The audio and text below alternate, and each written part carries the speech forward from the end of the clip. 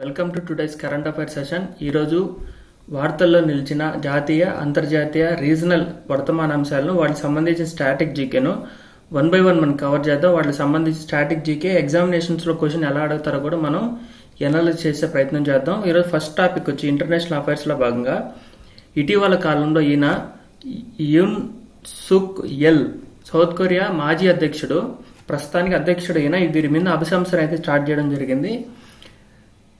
ఈ గతంలో గడిచిన ఒక 2 నెలల నుంచి ఈయన వార్తల్లో ఎక్కువగా నిలుస్తూ ఉన్నాడు అనమాట. ఇటీవల కాలంలో వార్తల్లో నిలిచిన వ్యక్తులు టాపిక్ లో ఈయన ఇంపార్టెంట్ అవుతారు. ఈయన సౌత్ కొరియా యొక్క అధ్యక్షుడు, మాజీ అధ్యక్షుడు. ఈయన మీద అభిశంసన అయితే ప్రయోగించడం జరిగింది. అభిశంసన ఏమంటారంటే తొలగింపు ప్రక్రియ. అధ్యక్షుడిని తొలగించే ప్రక్రియను ఏమంటారంటే అభిశంసన అంటారు. అభిశంసన ఇటీవల కాలంలో ఏ దేశపు అధ్యక్షుడి మీద ప్రవేశపెట్టబడిందంటే సౌత్ కొరియా యొక్క అధ్యక్షుని మీద. ఆయన పేరు యూన్ సుక్ యెల్. దీంట్లో ఎంతమంది వ్యతిరేకంగా వేశారు, ఎంతమంది ఫేవరబుల్గా వేశారు, ఎంతమంది అన్ఫేవరబుల్గా వేశారు అనేది మనకు అంత డెప్త్గా అడగపోవచ్చు. కాకపోతే మనం ఏం తెలుసుకోవాలంటే దీనికి సంబంధించి సౌత్ కొరియా అనే టాపిక్ వచ్చింది కాబట్టి సౌత్ కొరియా యొక్క క్యాపిటల్ ఏంటంటే సియోల్. ఇటీవల కాలంలో ఎక్కువ సార్లు ఇది వార్తలో నిలిచిన దేశం కాబట్టి దానికి సంబంధించి స్టాటిక్ కూడా కవర్ చేసుకోండి మీరు. దీని కరెన్సీ ఏంటంటే వాన్. మనం ఆల్రెడీ డిస్కస్ చేసిందే. దీన్ని ఇలా సింబల్ చేస్తారనమాట. వాన్ని ఇలా రాస్తారు, వాన్. సౌత్ కొరియా యొక్క capital city Seoul, currency won. ఇదే వాన్ అనేది నార్త్ కొరియా కూడా ఇదే కరెన్సీ. నార్త్ కొరియాలో కిమ్ ఉన్నాడు కదా, నార్త్ కొరియా. సౌత్ కొరియాలో ఇటీవల అభిశంసన ప్రవేశపెట్టబడిన అధ్యక్షుని పేరు ఏం పేరంటే యున్ సుక్ యెల్. నెక్స్ట్ టాపిక్ వచ్చేసి జార్జియా అధ్యక్షుడిగా మాజీ ఫుట్బాల్ ఆటగాడు కవెలాష్విలి అపాయింట్మెంట్ ఇటీవల నియామకాల్లో భాగంగా ఇది ఇంపార్టెంట్ అవుద్ది. జార్జియా యొక్క అధ్యక్షునిగా ఎవరు నియమించబడ్డారు? కవెలాష్విలి. జార్జియా యొక్క క్యాపిటల్ ఏంటంటే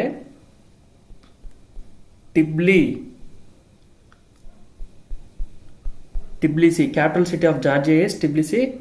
కరెన్సీ ఏంటంటే జార్జియన్ లారీ.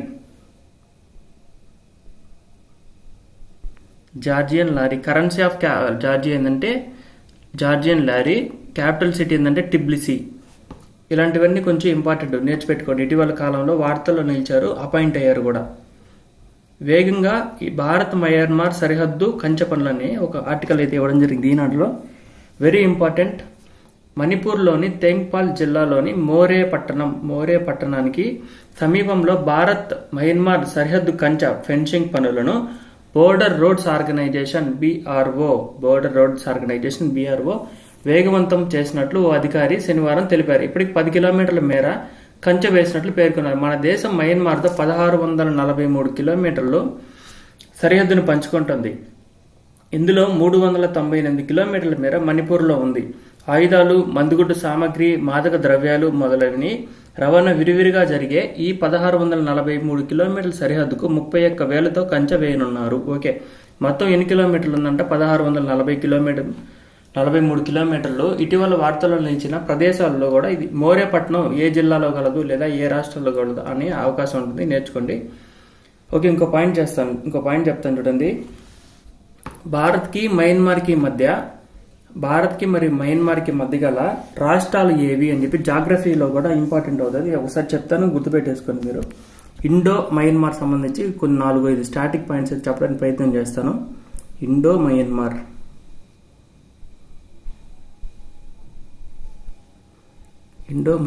అనుకోండి. మయన్మార్కి భారతదేశానికి మధ్య గల రాష్ట్రాలు ఏవి, సరిహద్దు రాష్ట్రాలు ఏవి అని జాగ్రఫీలో అడుగుతూ ఉంటారు. మీరు ఒక కోడ్ చెప్తా. కోడ్ అన్న మమ్మీ.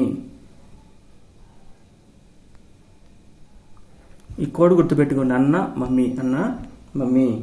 అన్న అంటే అరుణాచల్ ప్రదేశ్. అన్న మమ్మీ. నా అంటే నాగాలాండ్. మా అంటే మణిపూర్. మీ అంటే మిజోరాం.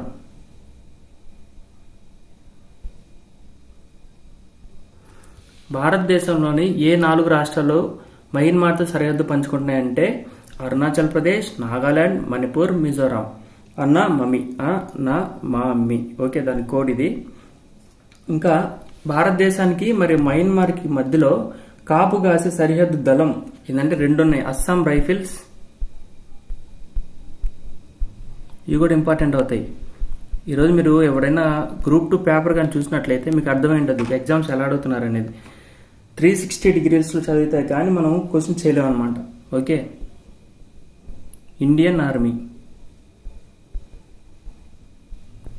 భారతదేశానికి మరియు మయన్మార్కి మధ్య గల సరిహద్దు దళాల పేరు ఏం పేరు? అస్సాం రైఫిల్స్ మరియు ఇండియన్ ఆర్మీ 2 ఉన్నాయి. 2 దళాలు అక్కడ కాపు కాస్తూ ఉంటాయి. మొత్తం 1643 కిలోమీటర్లు అని చెప్పి ఆల్రెడీ ఈ ఆర్టికల్లో ఇచ్చాడు. చూడండి, 1643 ఇచ్చాడు కదా, 1643. అత్యధికంగా అరుణాచల్ ప్రదేశ్లో ఉంది. అత్యధిక సరిహద్దును కలిగిన రాష్ట్రం ఏదంటే అరుణాచల్ ప్రదేశ్. దాని కోడ్ ఏంటంటే అన్నా మిమి. అరుణాచల్ ప్రదేశ్, నాగాలాండ్, మణిపూర్, మిజోరాం. Very important. ఇంకొకటి కూడా ఉంది. ఇటీవల కాలంలో ఇంటర్నేషనల్ అఫైర్ ఒకటి ఉందన్నమాట. 2024 ఫిబ్రవరిలో న్యూస్ ఐటమ్ అయింది ఇది. ఒకసారి మీకు రివిజన్ అయినట్టుంటే దాని గురించి కూడా తెలుసుకునే ప్రయత్నం చేయండి. AH1 మనకి NH ఉన్నాయి, అలా AH1 అంటారు. అంటే Asian highway, Asian national highway.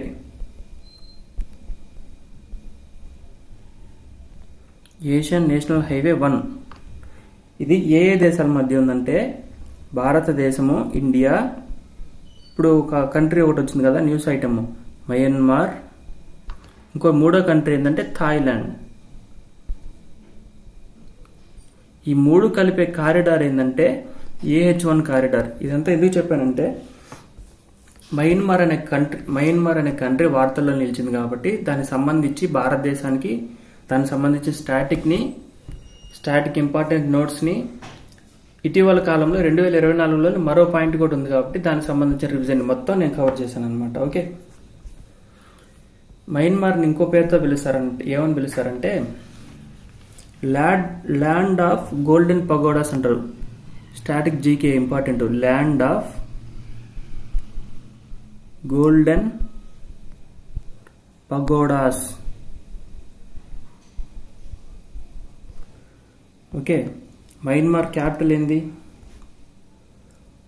NAYNE PIYAPE నేపిఈ TAW టా NPT అంటారు. NPT నెపీటా.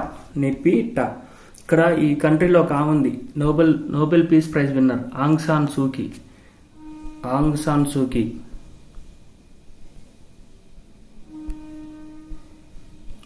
Suu Kyi Kyi Nobel peace prize winner. మీరు ఇంకోటి గమనించినట్లయితే ఆసియా కంట్రీ తరఫున యునైటెడ్ నేషన్స్ ఆర్గనైజేషన్ కి ఫస్ట్ పర్సన్ జనరల్ సెక్రటరీ అవుతారు. ఏం పేరు అంటే ఆయన పేరు యుతాంట్. మీకు అందరు చదివే ఉంటారు. యుతాంట్ కూడా మయన్మార్ కంట్రీ సంబంధించిన వ్యక్తి. ఓకే, ఇవన్నీ మీకు జస్ట్ జనరల్ సేక్గా క్వశ్చన్ ఎలా ఇచ్చినా సరే మీరు ఆన్సర్ పెట్టేటట్టు ఉండాలి కాబట్టి మొత్తం ఇన్ఫర్మేషన్ అయితే ఇవ్వడం జరిగిందనమాట. తర్వాత ఇంకొక ఆర్టికల్ ఉన్నారు. వార్తల్లో నిలిచిన వ్యక్తుల్లో ఈయన 100 years వచ్చాయి. ఈయన పేరేం పేరంటే రాజ్ కుమార్ని ఏమని పిలుస్తారంటే ముద్దుగా ఇండియన్ చార్లీ చాప్లిన్ అంటారు. చార్లీ చాప్లిన్ ఉన్నారు కదా కమెడియన్, అలా ఇండియన్ చార్లీ చాప్లిన్ అని ఎవరిని పిలుస్తారు అంటే రాజ్ కపూర్ని పిలుస్తారు. ఈయనకి దాదాసాహెబ్ పాల్కే అవార్డ్ 1987లో వచ్చింది.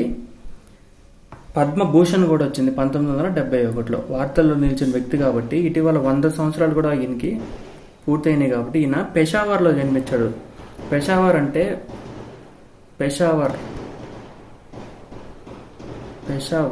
ఈయన పాకిస్తాన్లో స్వతంత్రం వచ్చిన తర్వాత భారతదేశానికి వచ్చి న్యూఢిల్లీలో సెటిల్.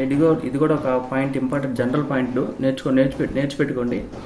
ఇండియన్ చార్లీ చాప్లిన్ అని ఎవరిని పిలుస్తారో అని అడుగుతారు. ఇండియన్ చార్లీ చాప్లిన్ ఎవరు? రాజ్ కపూర్. ప్రధానమంత్రి గారు ఈయన గురించి ఆలోచించారంటే మనకి ఎగ్జామినేషన్ పాయింట్ ఆఫ్ లో ఎంతో కొంత ఇంపార్టెంట్ అవుద్ది.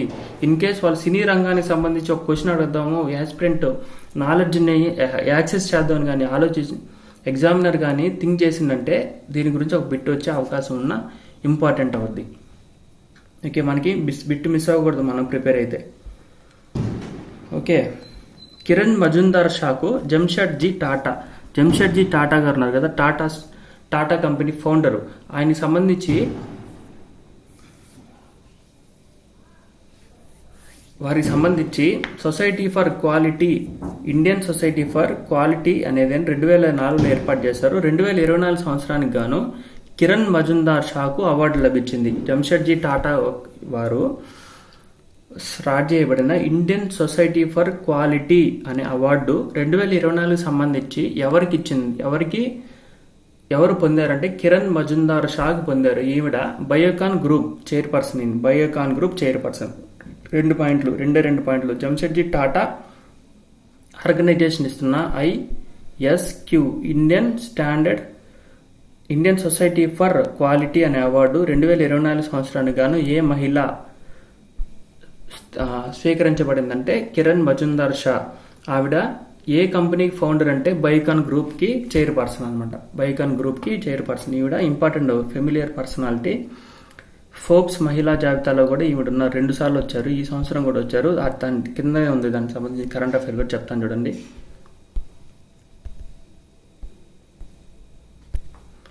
ఫోర్బ్స్ శక్తివంతమైన మహిళగా నిర్మలా సీతారామన్ గారు వరుసగా 6వసారి ఫోర్బ్స్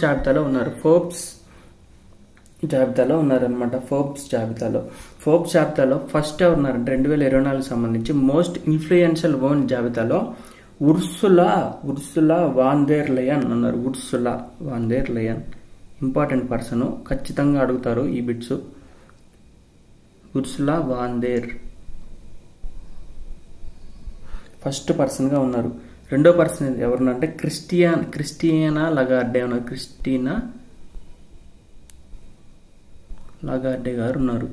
ఈవిడతో పాటు ఇటలీకి సంబంధించి ఇటలీ అధ్యక్షురాలు ఒక ఉన్నారు. ఆవిడ పేరు వచ్చేసి జార్జ్ మెలోని. ముగ్గురు. George Meloni. ఫస్ట్ ఎవరున్నారు గుర్తుపెట్టుకోవడానికి ట్రై చేయండి. ఫస్ట్ ఎవరున్నారు? ఉర్సులా ఉన్నారు. వీళ్ళందరూ ఇంటర్నేషనల్ లెవెల్గా ఓవరాల్గా ఫస్ట్, సెకండ్, థర్డ్ వచ్చిన వాళ్ళు. భారతదేశం తరపు నుంచి ఎవరున్నారంటే 28th ప్లేస్లో నిర్మలా సీతారామన్ గారు ఉన్నారు. Very very very important. Nirmala Sitharaman ఈవిడ నిర్మలా సీతారామన్ ఎవరు? భారతదేశపు first full time finance minister, female finance minister. Part time గా ఇందిరాగాంధీ గారు ఉన్నారు. వెల్నోన్, మనకందరికీ తెలిసిందే. భారతదేశపు మొదటి మహిళా ఆర్థిక మంత్రి ఎవరని అడిగితే శ్రీమతి ఇందిరాగాంధీ అని చెప్తాం. ఆవిడ పార్ట్ టైం ప్రధానమంత్రితో చేస్తూ ప్రధానమంత్రిగా బాధ్యతలు వహిస్తూ ఆర్థిక శాఖను కూడా ఆవిడ తీసుకున్నారు ఇందిరాగాంధీ గారు. ఈవిడ ఫుల్ టైం ఫినాన్స్ మినిస్టర్ గా ఉన్న first female finance minister of India అనమాట. ఈవిడ ఎవరు? నిర్మలా సీతారామన్. ఆవిడ సంబంధించి ఇప్పుడు ఆర్టికల్ అయితే చదువుదాం. ప్రపంచంలో అత్యంత శక్తివంతమైన మహిళా జాబితాలో కేంద్ర ఆర్థిక శాఖ మంత్రి నిర్మలా సీతారామన్ మరోసారి చోటు దక్కించుకున్నారు. 2024 సంవత్సరానికి గాను శక్తివంతమైన 100 మహిళల జాబితాను ఫోర్బ్స్ తాజాగా ప్రకటించింది. ఇందులో వరుసగా 6వసారి నిర్మలమ్మకు చోటు లభించింది. భారత్ నుంచి మొత్తం 3 మహిళలు. ఎంతమంది? 3 మహిళలు. 3 మహిళల్లో ఈవిడ ఒకటి జాబితాలో 28వ స్థానంలో అగ్రగామి నిలవగా, భారత్ నుంచి HCL corporation chairperson Roshni Nadar. Very important article ఇది. ఇంటర్నేషనల్ అఫైర్లో ఖచ్చితంగా అడిగే అవకాశం ఉంది ఆర్టికల్ అనమాట. HCL corporation chairperson Roshni Nadar ఉండగా ఈ జాబితాలో 81వ స్థానం తగ్గించడం. గతేడాది ఆమె 60వ స్థానంలో ఉన్నారు. అదేవిధంగా బయోకాన్ వ్యవస్థాపకురాలు ఆల్రెడీ మనం డిస్కస్ చేసాం. కిరణ్ మజుందార్ ఏం పేరు? బయోకాన్ వ్యవస్థాపకురాలు కిరణ్ మజుందార్.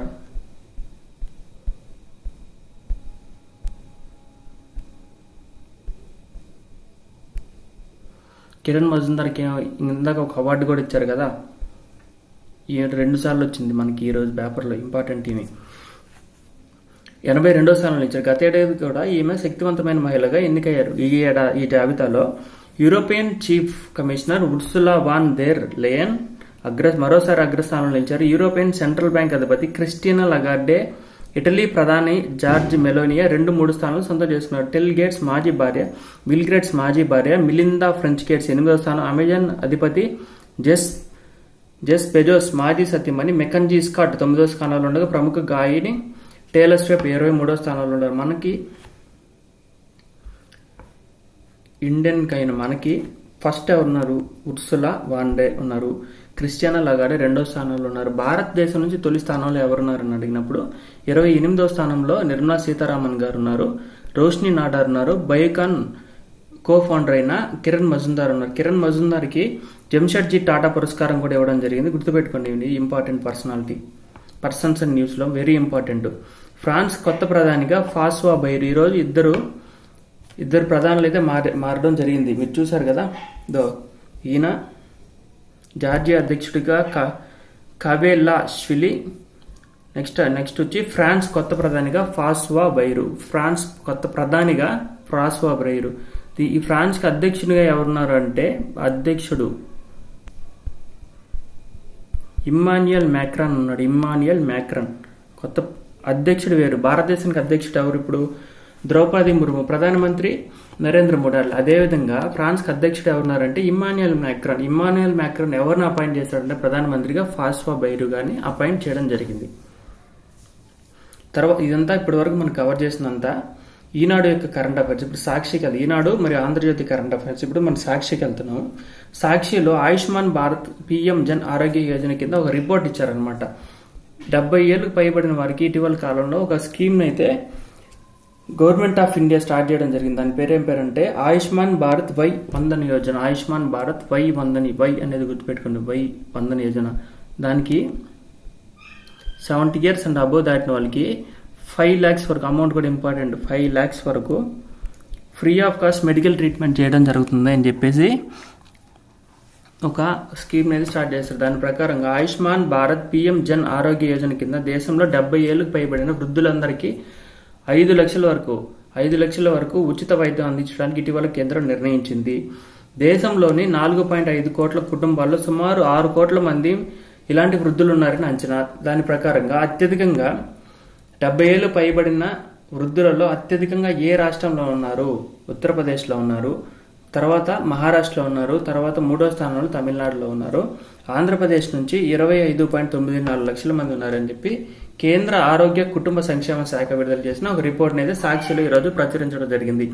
ఆయుష్మాన్ భారత్ అనే స్కీమ్ ని ప్రధానమంత్రి జన్ ఆరోగ్య యోజన అంటారు. ప్రధానమంత్రి జన్ ఆరోగ్య యోజన అంటారు. దీన్ని ఎప్పుడు స్టార్ట్ చేశారంటే 2018లో స్టార్ట్ చేశారు. 2018లో ఎక్కడ స్టార్ట్ చేశారంటే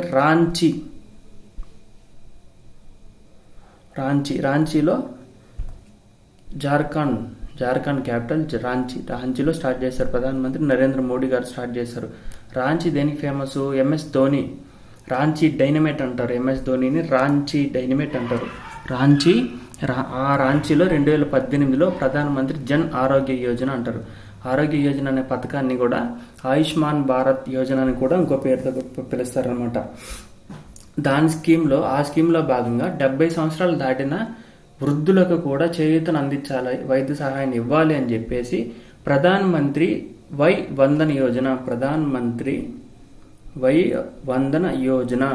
2024 సంవత్సరం ధన్వంతరి జయంతి అయిన రోజు సెప్టెంబర్ నెల చివరిలో దీన్ని అయితే స్టార్ట్ చేయడం జరిగిందనమాట. దాని ప్రకారంగా ఉత్తరప్రదేశ్లో అత్యధికంగా 70 సంవత్సరాలు దాటిన వాళ్ళు ఉన్నారని, మహారాష్ట్రలో 2వ అత్యధిక స్థానాన్ని కలిగి ఉన్నారని అయితే సాక్షిలో ఇవ్వడం జరిగింది. వై వందన యోజన స్కీమ్ యొక్క ఏజ్ లిమిట్ అని చెప్పి ఫస్ట్ ఆప్షన్ 60 ఏళ్ళు ఇస్తాడు.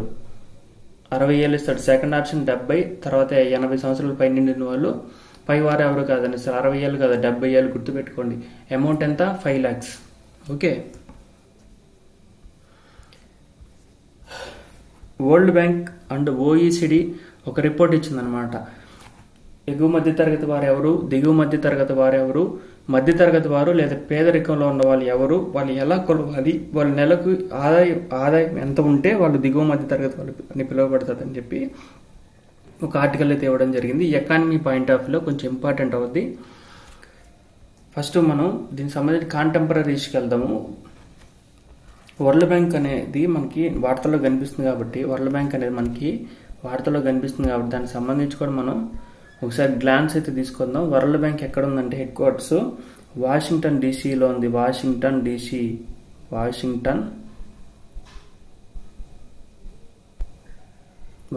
డీసీలో ఉంది. ఇంపార్టెంట్. ఎప్పుడు స్టార్ట్ చేశారు? 1946 సంవత్సరం. సబ్జెక్ట్ టు కండిషన్ 1946 జూన్ 25వ తేదీన స్టార్ట్ చేశారు. సబ్జెక్ట్ టు కండిషన్ 1946 అయితే కన్ఫర్మ్. మనకి స్వతంత్రానికి 1 సంవత్సరం ముందైతే స్టార్ట్ చేశారు. 1946 కన్ఫర్మ్. జూన్ 25 కాదనేది మీరు ఒకసారి చెక్ చేసుకొని గూగుల్ చేయండి. హెడ్ క్వార్టర్స్ ఎక్కడ ఉందంటే వరల్డ్ బ్యాంక్ యొక్క హెడ్ క్వార్టర్స్ వాషింగ్టన్ డీసీలో ఉంది. అదేవిధంగా OECD అనే ఒక ఆర్గనైజేషన్ ఉంటుంది. OECD అంటే organisation for economic cooperation and development. దీని యొక్క హెడ్ క్వార్టర్స్ ఎక్కడ ఉందంటే ప్యారిస్లో ఉంది. ఇంపార్టెంట్. ప్యారిస్ దేని క్యాపిటల్? ఫ్రాన్స్ యొక్క క్యాపిటల్. ఫ్రాన్స్ యొక్క అధ్యక్షుడు ఇటీవల ఈ రోజే మారాడని మనం డిస్కస్ చేసాం. ఫ్రాన్స్ యొక్క అధ్యక్షుడు ఎవరు? ఇమ్మాన్యుయల్ మాక్రాన్. ప్రధానమంత్రి ఎవరు? ఫ్రాన్స్ ప్రధానమంత్రి ఫాస్వా బైరు. ఫ్రాన్స్ ఫాస్వా 2 Fలతోనే స్టార్ట్ అయినాయి. ఫ్రాన్స్ యొక్క ప్రధానమంత్రి ఫాస్వా బైరు. FF. ఓకే. అధ్యక్షుడు ఎవరు? ఇమ్మాన్యుయల్ మ్యాక్రాన్. ఇక్కడికి వచ్చేయండి. మళ్ళా ఫ్రాన్స్ OECD యొక్క క్యాపిటల్ ఎక్కడ? ప్యారిస్. ఫ్రాన్స్లో ఐఫిల్ టవర్స్ ఉంది కదా. ఇప్పుడు కాంటెంపరీ ఆర్టికల్కి వెళ్తే మనం దీనికి సంబంధించి బేసిక్ చూసాం. Head quarters world bank head quarters ఎక్కడ ఉందని డిస్కస్ చేసాం. యాజ్ వెల్ OECD యొక్క హెడ్ క్వార్టర్స్ అబ్రివేషన్ డిస్కస్ చేద్దాం. ఇప్పుడు దీనికి సంబంధించి ఆర్టికల్లోకి వెళ్దాం. నిరుపేదలు మధ్యతరగతి ప్రజలు అంటే ఎవరు? నెలవారీ ఆదాయం ఎంత ఉండే మధ్యతరగతిలో ఎన్ని వర్గాలు ఉన్నాయి? నిరుపేదల ఆదాయం ఎంత? వీటిపై ప్రపంచ బ్యాంకు స్పష్టతనిచ్చింది. ప్రపంచ దేశాల్లో మార్కెట్ ఆధారిత వ్యవస్థలను అధ్యయనం చేసే organisation for economic cooperation and development OECD organisation abbreviation కూడా ఇంపార్టెంట్ అవుద్ది. Organisation for economic cooperation and development ఎక్కడుంది? ప్యారిస్లో ఉంది. మరియు కలిసి ప్రపంచ బ్యాంక్ అధ్యయనం చేసింది. ప్రజాస్వామ్య దేశాలలో ప్రభుత్వాల స్థిరమైన ఆర్థిక వృద్ధి ప్రోత్సహించడానికి ప్రజల జీవన ప్రమాణాలను మెరుగుపరిచేందుకు OECD 37 దేశాలతో కలిసి పనిచేస్తుంది. ప్రపంచ బ్యాంకు OECD కలిసి ప్రజల జీవన ప్రమాణాలపై అధ్యయనం చేశాయి. మారుతున్న సామాజిక ఆర్థిక స్థితిగతులను అనుసరించి జరిపిన ఈ అధ్యయనం నివేదికను ప్రపంచ బ్యాంకు విడుదల చేసింది. ప్రపంచ బ్యాంకు విడుదల చేసిన నివేదికలు, WHO ఇచ్చిన నివేదికలు అన్నీ కూడా మనకి ఇంపార్టెంట్ అవుతాయి. యునైటెడ్ నేషన్స్ ఇచ్చిన నివేదికలు, ఫుడ్ అండ్ అగ్రికల్చర్ ఆర్గనైజేషన్ లాంటి ప్రపంచ స్థాయి సంస్థలు లేదా అంతర్జాతీయ సంస్థలు ఇచ్చిన నివేదికలు, వాటికి సంబంధించిన స్టాటిక్ జీకే కూడా మనకి ఇంపార్టెంట్ అవుద్ది. అది కానిస్టేబుల్ లెవెల్ ఎగ్జామ్ అయినా, గ్రూప్ 1 ఎగ్జామ్ అయినా, ఏ ఎగ్జామ్స్ కైనా ఇంపార్టెంట్. అది అభివృద్ధి చెందుతున్న దేశాల్లో ప్రజల జీవన ప్రమాణాలు గతంతో పోలిస్తే మెరుగుపడుతున్నట్టుగా వరల్డ్ బ్యాంక్ అంచనా వేసింది. ప్రజల ఆదాయ ప్రమాణాలు పెరిగినట్లు ప్రకటించింది. ఈ అధ్యయనంలో అల్పాదాయ మధ్యతరగతి ప్రజల ఆర్థిక స్థితిగతులపై లోతైన పరిశీలన జరిపింది. ముఖ్యంగా మధ్యతరగతి ప్రజల ఆర్థిక స్థితిగతులను బట్టి 3 వర్గాలుగా విభజించింది. ఇక నుంచి నెలకు 40,000 నుంచి 40K అంటే 1000 నుంచి లక్ష వరకు ఉంటే వారిని ఎలా ₹1,00,000 వరకు ఉంటే వారిని ఎలా అంటే మధ్యతరగతి వారిగా ఒక సైడ్ ఏమో మధ్యతరగతి, దిగువ మధ్యతరగతి, ఎగువ మధ్యతరగతి అని ఇస్తాడు. ఇంకో సైడ్ ఏమో అమౌంట్లు ఇచ్చి దాన్ని ఇది ఏమంటాడు, మ్యాచింగ్ చేయమంటాడు అనమాట. అలా కూడా అడిగే అవకాశం ఉంటుంది కాబట్టి తెలిసి పెట్టుకోండి. ఇప్పుడే న్యూస్ ఆర్టికల్ చదివేటప్పుడే మనం ఎగ్జామినేషన్లో ఎలా అడుగుతారో కూడా తెలుసుకోవడం ఒక స్మార్ట్ స్టడీ అంటారు దాన్ని. ఓకే. 40,000 నుంచి 1,00,000 లోపు ఆదాయం ఆర్జించే వారిని మధ్యతరగతిగా పరిగణించాలని ప్రపంచ బ్యాంకు వెల్లడించింది. అదేవిధంగా 1,00,000 పైబడిన వారిని ఎగువ మధ్యతరగతి అనాలి. అదేవిధంగా 20,000 లోపు 40,000 నుంచి 40,000 లోపు ఆర్జించే వాళ్ళని దిగువ మధ్యతరగతిగా, 20,000 లోపు ఆర్జించే వారిని నిరుపేదలుగా భావించాలని చెప్పి OECD మరియు వరల్డ్ బ్యాంక్ ఇచ్చిన నివేదిక అనమాట. 1,00,000 పైన ఉండే వాళ్ళని, దీని సారాంశం ఏంటంటే 1,00,000 పైన ఉండే వాళ్ళని ఎగువ మధ్య తరగతి వాళ్ళు, 1,00,000 నుంచి 40,000 మధ్యలో ఉంటే మధ్యతరగతి వారు, 20,000 నుంచి 40,000 మధ్యలో ఉంటే దిగువ మధ్యతరగతి వారు, 20,000 కంటే తక్కువ ఉంటే నిరుపేదలు. ఓకే, ఏ రిపోర్ట్ ప్రకారం? వరల్డ్ బ్యాంక్ మరియు OECD నివేదిక ప్రకారం 1,00,000 కంటే ఎక్కువ ఉన్న వాళ్ళు ఎగువ మధ్యతరగతి వాళ్ళు, 40,000 నుంచి 1,00,000 మధ్యలో ఉంటే మధ్యతరగతి వారు, 20,000 నుంచి 40,000 మధ్యలో ఉంటే దిగువ మధ్యతరగతి వారు, 20,000 కంటే తక్కువ ఉంటే నిరుపేదలు అని చెప్పి వరల్డ్ బ్యాంక్ యొక్క నివేదిక అనమాట. గతంలో కంటే మెరుగైన పరిస్థితి. గతంలో నెలకు 20,000 నుంచి 40,000 లోపు ఉన్న వారిని మధ్యతరగతిగా, 40,000 నుంచి 60,000 మధ్యలోపు ఉన్న వారిని ఎగువ మధ్యతరగతిగా, 10,000 నుంచి 20,000 లోపు ఉన్న వారిని దిగువ మధ్యతరగతిగా పరిగణించేవారు. 10,000 తక్కువ ఆర్జించే వారిని నిరుపేదలు, అల్పాదాయ వర్గాలుగా గుర్తించేవారు. ప్రపంచ బ్యాంకు తాజా అధ్యయనం ప్రకారం అల్పాదాయ, మధ్యతరగతి, దిగువ మధ్యతరగతి, ఎగువ మధ్యతరగతి ప్రజల జీవన ప్రమాణాలు గతంతో పోలిస్తే కొంత మెరుగుపడినట్లు తేలింది. జాతీయ తలసరి ఆదాయాన్ని బట్టి అంచనా వేస్తే జాతీయ తలసరి ఆదాయంతో పోలిస్తే 75 నుంచి 200% ఆదాయం ఆర్జిస్తున్న వారిని మధ్యతరగతి ప్రజలుగా, 200% కంటే ఎక్కువగా ఆర్జించే వారిని ఉన్నత వర్గాలుగా, 75% కంటే తక్కువ ఆర్జించే వారిని అల్పాదాయ వర్గాలుగా ప్రపంచ బ్యాంకు విభజించింది. 75% నుంచి 50% ఆదాయం పొందే వారిని నిరుపేదలు అయినప్పటికీ తక్కువ ఆదాయం, నాన్ పూర్ లోయర్ ఇన్కమ్ ఆర్జించే వర్గాలుగా పేర్కొంది. 50% కంటే తక్కువ ఆర్జించే వారిని మాత్రం నిరుపేదలుగా అభివర్ణించాలని పేర్కొంది. అదేవిధంగా స్థూల జాతీయ ఆదాయ సగటున 97,192 $1,145 ఆర్జన కలిగిన దేశాలను తక్కువ ఆదాయ దేశాలుగా, 3,82,917 అంటే $1,146 నుంచి $4,515 ఆర్జన కలిగిన దేశాలను దిగువ మధ్య ఆదాయ దేశాలుగా, 11,87,764 అంటే డాలర్లో చూస్తే $4,516 నుంచి $14,000 ఆర్జించే దేశాల ఉన్నత మధ్య ఆదాయ దేశాలుగా అభివర్ణించింది. భారతదేశం దిగువ మధ్య ఆదాయ ఆర్జన కలిగిన దేశాలలో ఉంది. ఇది ఇంపార్టెంట్. భారతదేశం దిగువ మధ్య ఆదాయ ఆర్జన కలిగిన దేశాల జాబితాలో ఉందని చెప్పి వరల్డ్ బ్యాంక్ యొక్క నివేదికలో తెలియజేయడం జరిగింది అనమాట. Very important. Economy current affair point of వ్యూలో, కరెంట్ ఎకానమీ పాయింట్ ఆఫ్ వ్యూలో ఇంపార్టెంట్. ఎంఎస్ఎంఈలతో 23 కోట్ల మందికి ఉద్యోగాలు. దేశంలో ఎంఎస్ఎంఈ అనేది ఒక మినిస్ట్రీ ఉన్నాడు. ఆల్రెడీ దీనికి సంబంధించి కూడా మనం డిస్కస్ చేసినట్టే గుర్తు. ఎంఎస్ఎంఈ మినిస్టర్ ఎవరంటే జితన్ రామ్ మాంజీ. జితన్ రామ్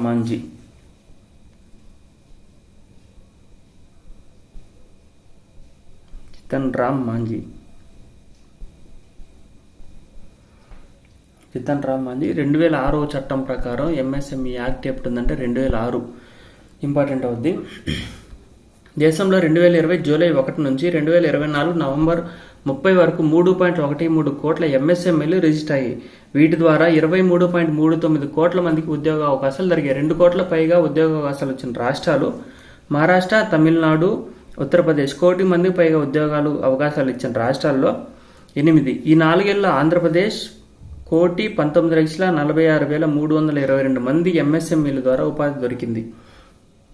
ఓకే, మహారాష్ట్రలో అత్యధికంగా, తమిళనాడులో రెండవ అత్యధికంగా, ఉత్తరప్రదేశ్లో 2.29 కోట్ల మంది జరగగా, తెలంగాణలో 1.30 కోట్ల మందికి, ఆంధ్రప్రదేశ్లో 1.19 కోట్ల మందికి ఉద్యమ్ రిజిస్ట్రేషన్ ద్వారా ఎంఎస్ఎంఈలలో ఉద్యోగం దొరికిందని చెప్పేసి ఒక ఆర్టికల్ అయితే సాక్ష్యాలు ఇవ్వడం జరిగిందనమాట. ఇది ఇంపార్టెంట్ ఆర్టికల్ చూడండి. భారత్కు స్విస్ ఎంఎఫ్ఎన్ హోదా రద్దు. ఎంఎఫ్ఎన్ అంటే ఎం అంటే మోస్ట్, ఎఫ్ అంటే ఫేవరబుల్, ఎన్ అంటే nation. Most favourable nation, most favourable nation, NATION. Most favour. ఇటీవల కాలంలో భారతదేశానికి ఏ దేశం మోస్ట్ ఫేవరబుల్ నేషన్ హోదాను రద్దు చేయడం అయిందని అడుగుతారు అనమాట. ఇంపార్టెంట్ ఇవి. ఇలాంటి బిట్స్ వస్తే 90% చాలామంది పెట్టలేరు. జస్ట్ యావరేజ్గా 1 లైనర్ చదువుకునేసి ఇంపార్టెంట్ ఆర్టికల్స్ ఒకరి వారికి చదువుకొని వెళ్ళిపోతుంటారు కదా, వాళ్ళైతే ఖచ్చితంగా పెట్టలేరు. ఇలాంటి బిట్స్ మీరు పెట్టండి. ఇలాంటి మార్కులు 1 మార్కు అని నెగ్లెక్ట్ చేయొద్దు. 1 మార్క్ కూడా లైఫ్ని డిసైడ్ చేస్తుంది. జాగ్రత్తగా చూసుకుంటూ ఉండాలి ఇలాంటివన్నీ. ద్వంద్వ పన్నుల నివారణ ఒప్పందం DTAA. DT అంటే డబుల్, ద్వంద్వ అంటే డబుల్. టీ అంటే ట్యాక్స్, డబుల్ ట్యాక్స్. ఏఏ అంటే అవాయిడెన్స్, ఇంకో ఏ అంటే agreement. Double tax avoidance agreement DTAA భాగంగా భారత్కి అనుకూల దేశంగా ఇచ్చిన హోదా అంటే ఎంఎఫ్ఎం. భారత్కి అనుకూల దేశంగా ఇచ్చిన హోదాను ఎంఎఫ్ఎన్ అంటే మోస్ట్ ఫేవరబుల్ నేషన్ హోదాను నిబంధన స్విట్జర్లాండ్ ప్రభుత్వం. స్విట్జర్లాండ్ యొక్క హెడ్ క్వార్టర్స్ ఏంటంటే బెర్న్. స్విట్జర్లాండ్ యొక్క హెడ్ క్వార్టర్స్ ఏంటంటే బెర్న్. స్విట్జర్లాండ్ నుండి కరెన్సీ ఫ్రాంక్ అంటారు, స్విస్ ఫ్రాంక్ అంటారు. ఫ్రాంక్ గుర్తుపెట్టుకోండి, ఫ్రాంక్. కంట్రీ యొక్క క్యాపిటల్ బెర్న్, కంట్రీ యొక్క కరెన్సీ ఫ్రాంక్. నేను చాలా కవర్ చేస్తున్నాను. ఒక టాపిక్ వచ్చిందని దానికి సంబంధించి 4-5 పాయింట్లు యాడ్ చేసి చెప్తున్నాను. ఓకే, ఆ హోదానికి భారత్కి డబుల్ ట్యాక్స్ ఒప్పందం కుదుర్చుకున్న దేశం ఏదైనా ఓఈసీడీ సంబంధించి ఇప్పుడే మనం చదివినట్టు గుర్తు. ఓఈసీడీ అంటే organisation for economic cooperation and development. OECD ఇక్కడ కూడా ఉంది చూడండి. ఈ టాపిక్లో కూడా మనం ఓఈసీడీ వరల్డ్ బ్యాంక్ సంబంధించి ఒక టాపిక్ కవర్ చేసాం. ఓఈసీడీ హెడ్ క్వార్టర్స్ ఎక్కడ ఉంది? ప్యారిస్, ఫ్రాన్స్లో ఉంది. ఓకే, ఈ ఆర్టికల్కి వస్తే ఓఈసీడీ ఆర్థిక సహకారం అభివృద్ధి సంస్థ చేరినప్పుడు ఎంఎఫ్ఎన్ మోస్ట్ ఫేవరబుల్ నేషన్స్ నిబంధన ఆటోమేటిక్గా అమల్లోకి రాదంటూ నెస్లే కేసులో భారత సుప్రీంకోర్టు గత ఏడాది తీర్పునిచ్చిన నేపథ్యంలో స్విస్ ఫైనాన్స్ శాఖ ఈ మేరకు నిర్ణయం తీసుకుంది. వచ్చే ఏడాది జనవరి 1 నుంచి అమల్లోకి వస్తుందంట. జనవరి 1, 2025 నుంచి అమల్లోకి వస్తుంది. మీరు ఒకటే పాయింట్ గుర్తుపెట్టుకోవాల్సింది ఏంటంటే ఇటీవల కాలంలో భారత్కు మోస్ట్ ఫేవరబుల్ నేషన్స్ యొక్క హోదాను తగ్గించడం ద్వారా డబుల్ ట్యాక్స్ అవాయిడెన్స్ అగ్రిమెంట్ నుంచి వైదొలిగేలా చేసిన దేశం ఏది అని అడుగుతారు. ఏం పేరు? దాని పేరు స్విట్జర్లాండ్. ఓకే, జనవరి నుంచి నవంబర్ మధ్యలో 2024 సంబంధించి జనవరి నుంచి నవంబర్ మధ్యలో 15,527 కోట్ల యూపీఐ అంటే యూపీఐ అంటే ఇది యూనిఫైడ్ పేమెంట్ ఇంటర్ఫేస్ అంటారు. దీన్ని 2016లో స్టార్ట్ చేశారు. ఇంపార్టెంట్. యూపీఐని ఎవరు స్టార్ట్ చేశారు? NPCL, national payments corporation limited. ఇది ఎవరు ఆర్గనైజేషన్ అంటే ఆర్బీఐ యొక్క ఆర్గనైజేషన్. ఆర్బీఐ దీని హెడ్ క్వార్టర్స్ కూడా ముంబైలోనే ఉంటుంది. యూపీఐ యొక్క హెడ్ క్వార్టర్స్ కూడా ముంబైలోనే ఉంది. ఓకే, ఇప్పుడు ఆర్టికల్లో చూస్తే 2016 ఇంపార్టెంట్. 2016లో యూపీఐ స్టార్ట్ అయింది. యూపీఐ అనేది రెగ్యులర్గా మనం రోజువారీగా వినేదే, కానీ దానికి సంబంధించి మనకు తెలియదు. ఇలాంటి క్వశ్చన్స్ ఇచ్చినప్పుడు అబ్బా మనం ఎందుకు చదవలేదు, దీని గురించి ఆలోచించలేదు అనే విధంగా మన మైండ్ డిస్టర్బ్ అవుద్ది అనమాట ఎగ్జామినేషన్లో. నేర్చేసుకోండి. యూపీఐ అంటే unified payment interface running by NPCL, national payments corporation limited, which is the sub organisation of Reserve Bank of India. Okay,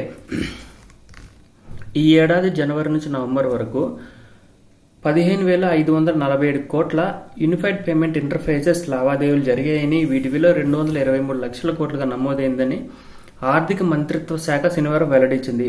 భారత్కు సంబంధించిన డిజిటల్ చెల్లింపుల విప్లవం ఇతర దేశాలకు కూడా వేగంగా విస్తరిస్తోందని పేర్కొంది. ప్రస్తుతం యుఏఈ, సింగపూర్, భూటాన్. మీకు one of the important bit ఒకటి చెప్తాను మీకు.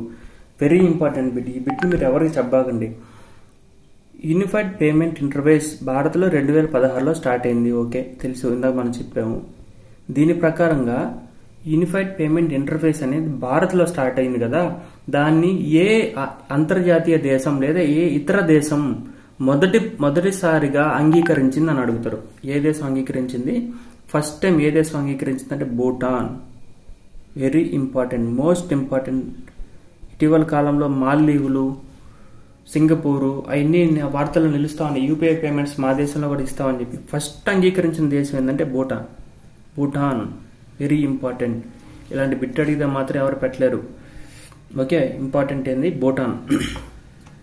ప్రస్తుతం UAE, Singapore, Bhutan, Nepal, Sri Lanka, France, Mauritius వంటివి కీలక మార్కెట్లలో యూపీఐ పనిచేస్తుంది. National payments Corporation of India ద్వారా 2016లో ప్రారంభమైన యూపీఐ దేశానికి సంబంధించిన చెల్లింపుల వ్యవస్థలో విప్లవాత్మక మార్పులు తీసుకొచ్చింది. ఈ వ్యవస్థ ద్వారా ఇబ్బందులు లేకుండా నిధుల బదిలీ, వ్యాపారుల చెల్లింపులు జరుగుతున్నాయి. గత నెలలో 1658 కోట్ల యూపీఐ లావాదేవీలు నమోదు కాక వీటి విలువ 23.49 లక్షల కోట్లు. మనకి ఫిగర్స్ అయితే అడగడు. మీరు తెలుసుకోవాల్సింది ఏంటంటే యూనిఫైడ్ పేమెంట్ ఇంటర్ఫేస్ ఏ దేశాల్లో ఉంది?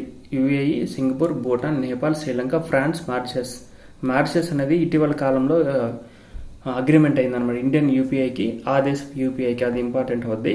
యూపీఐ అంటే యూనిఫైడ్ పేమెంట్ ఇంటర్ఫేస్ 2016లో స్టార్ట్ అయింది. 2016 మనం ఇంకా డెప్త్గా చూసుకున్నట్లయితే యూపీఐ ఎప్పుడు స్టార్ట్ అయిందని ఇంకొంచెం డెప్త్కి వెళ్తే 11 ఏప్రిల్ 2016లో యూపీఐ స్టార్ట్ అయింది. 2016లో యూపీఐ స్టార్ట్ అయింది. దీన్ని 2016లో ఆర్బీఐ గవర్నర్ ఒక ఆయన ఉన్నాడు. ఇప్పుడు ఆర్బీఐ గవర్నర్ మారాడు కదా. అంతకుముందు అప్పుడు 2016లో ఎవరున్నారంటే రఘురామ్ రాజన్, డాక్టర్ రఘురామ్ రాజన్ గారు ఉన్నారు. రఘురామ్ రాజన్ గారు స్టార్ట్ చేశారు. 2016లో రఘురామ్ రాజన్ యూపీఐని స్టార్ట్ చేశారు. యూపీఐ అన్ని ఎవరు ఇంట్రడ్యూస్ చేశారంటే ఎవరు ప్రారంభించారు? ఫాదర్ ఆఫ్ యూపీఐ ఎవరిని అంటారంటే నందన్ నిలేకని. ఈయన యుఐడిఏఐ ఉన్నారు కదా, ఆధార్కి సంబంధించి యుఐడిఏఐ, దాన్ని కూడా ఈయన స్టార్ట్ చేశాడు. ఓకే, నందన్ నిలేకని యూపీఐని స్టార్ట్ చేశారు. ఫాదర్ ఆఫ్ యూపీఐ అంటారు.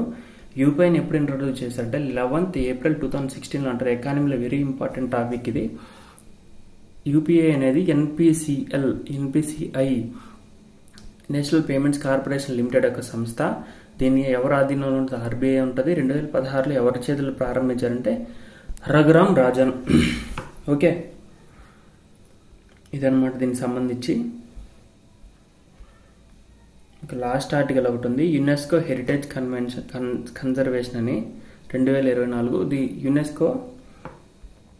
యునెస్కో హెరిటేజ్ సెంటర్స్ భారతదేశంలో ఎన్ని ఉన్నాయని అంటే 43. గుర్తుపెట్టుకునే నెంబర్ 43. ఇప్పుడు ఆర్టికల్కి వెళ్తే యునెస్కో ఐక్యరాజ్య సమితి ప్రత్యేక ఏజెన్సీ. యునెస్కో ఈ సంస్థను 1945లో స్టార్ట్ చేశారు. ప్రధాన కార్యాలయం ప్యారిస్లో ఉంది. దీని లక్ష్యం విద్య, కళలు, సైన్స్, సంస్కృతి, అంతర్జాతీయ సహకారం ద్వారా ప్రపంచ శాంతి భద్రతను ప్రోత్సహించడం. ప్రస్తుతం 195 సభ్య దేశాలు ఉన్నాయి. 8 అసోసియేట్ సభ్య దేశాలు ఉన్నాయి. పోతే UNESCO Asia Pacific awards for cultural heritage conservation 2024లో భాగంగా awards for distinction, award of merit కు భారతదేశం 2 ప్రాంతాలు ఎంపికైనట్లు యునెస్కో ప్రకటించింది. ఆ 2 ప్రాంతాలు ఏంటంటే తమిళనాడులోని తంజావూరు జిల్లా అబత్సహాయేశ్వర్ టెంపుల్ కన్జర్వేషన్ ప్రాజెక్ట్ ఒకటి, మహారాష్ట్రలోని sir Banerjee Parsi charitable institute 2. Important, very important ఇది ఆర్టికల్. ఇది పర్యావరణానికి సంబంధించి కానీ ఇంటర్నేషనల్ అఫైర్స్లో ఇంపార్టెంట్ అవుద్ది. అబత్సహాయేశ్వర్ టెంపుల్ ఏ రాష్ట్రంలో ఉందంటే తమిళనాడు రాష్ట్రంలోని తంజావూరు జిల్లాలో ఆలంగుడి గ్రామంలో 1300 సంవత్సరాల క్రితం చోళ వంశీయులు రాజు విక్రమచోళుడు కులోత్తుంగచోళుడు అబత్సహాయేశ్వర్ ఆలయాన్ని నిర్మించారు. ఇందులో సౌందర్య నాయకి అంబాల్, అష్టభుజ దుర్గా పరమేశ్వరి, ఆది శరభేశ్వర్, పిల్లయూర్, మురుగన్, చండీకేశ్వరుడితో సహా అనేక ఆలయాలు ఉన్నాయి. అబత్సహాయేశ్వర్ టెంపుల్ దక్షిణామూర్తికి అంకితం చేశారు. అబత్సహాయేశ్వర్ టెంపుల్ ఎక్కడ ఉంది అని అడుగుతారు. ఇటీవల కాలంలో యునెస్కోలో నిలిచిన ఎన్ని టెంపుల్స్ ఉన్నాయి? వాటిలో మొదటిది అబత్సహాయేశ్వర్, తంజావూరు జిల్లా, తమిళనాడులో ఉంది ఒకటి. రెండోది వచ్చి బీజేపీసీఐ కన్జర్వేషన్ ప్రాజెక్ట్, మహారాష్ట్ర రాజధాని ముంబైలోని sir Banerjee Parsi charitable institution conservation project. ఇది చరిత్రాత్మక విద్యా సంస్థ. సమాజంలో ఆర్థికంగా బలహీన వర్గాలకు విద్యను అందించాలన్న ఉద్దేశంతో మహారాష్ట్రలోని ముంబైలో 1908లో ఖోదిక్ శైలులు నిర్మించారు. ఈ అవార్డు గురించి దీనికి సంబంధించి ఇంపార్టెన్స్. ఈ అవార్డు గురించి కూడా కొన్ని లైన్స్ అయితే ఇచ్చారు, paragraph. UNESCO Asia Pacific award for cultural heritage or conservation 2000లో యునెస్కో ప్రారంభించింది. ఆసియా పసిఫిక్ ప్రాంతాల్లోని ప్రాచీన నిర్మాణాలను, స్మారక చిహ్నాలను పరీక్షించడానికి, వాటిని పునరుద్ధరించడానికి చేసిన ప్రయత్నాలకు గాను వ్యక్తులకు, సంస్థలకు ఈ అవార్డుని ఇచ్చారు. యునెస్కో హెరిటేజ్ కన్జర్వేషన్ 2024 ఏ ప్రాంతాలకు ఇచ్చింది, ఎన్ని ప్రాంతాలకు ఇచ్చింది? 2టికి ఇచ్చింది. ఒకటి అబత్సహాయేశ్వర్ తంజావూరు జిల్లాలోని తమిళనాడులో ఉంది. రెండోది BJPCC sir Banerjee Parsi charitable institute మహారాష్ట్రలో ముంబైలో ఉంది. ఇంపార్టెంట్ అవుతుంది, వెరీ ఇంపార్టెంట్ ఆర్టికల్స్ ఇవన్నీ. ఆల్మోస్ట్ అన్ని ఆర్టికల్స్ అయితే నేను కవర్ చేయడం జరిగింది. ఇంకేమైనా మిస్లీనియస్ ఏమైనా ఉంటే నెక్స్ట్ క్లాస్లో నేను మీకు నెక్స్ట్ వీడియోలో నేనైతే అప్లోడ్ చేస్తాను. Thank you. ఇప్పుడు ఏమవుతుందంటే ఎగ్జామినేషన్ ప్యాటర్న్ అనేది చాలా చేంజ్ అయింది. ఎలా ఇచ్చినా సరే మీరు బిట్ పెట్టే అవకాశం ఉండే విధంగానే మనం ప్రయత్నం చేస్తున్నాం. ఎవరికైనా మన వీడియో నచ్చినట్లయితే ఖచ్చితంగా లైక్ చేయండి. కాంపిటేటివ్ ఆస్పిరెంట్కి ప్రిపేర్ అవుతూ ఉంటారు, కాంపిటేటివ్ ఎగ్జామ్స్ ప్రిపేర్ అయ్యే ఆస్పిరెంట్స్కి ఖచ్చితంగా మన వీడియోని అయితే షేర్ చేయడానికి ప్రయత్నం చేయండి. Thank you very much.